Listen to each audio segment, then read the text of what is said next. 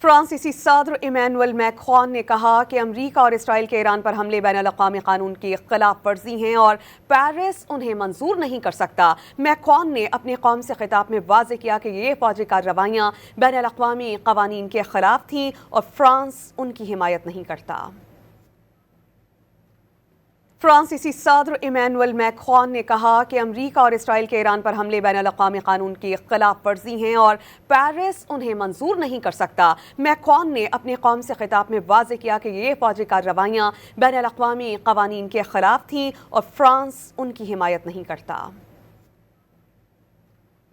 فرانسیسی صدر Immanuel Macron نے کہا کہ امریکہ اور اسرائیل کے ایران پر حملے بین الاقوامی قانون کی خلاف ورزی ہیں اور پیرس انہیں منظور نہیں کر سکتا۔ میکرون نے اپنی قوم سے خطاب میں واضح کیا کہ یہ فوجی کارروائیاں بین الاقوامی قوانین کے خلاف تھیں اور فرانس ان کی حمایت نہیں کرتا۔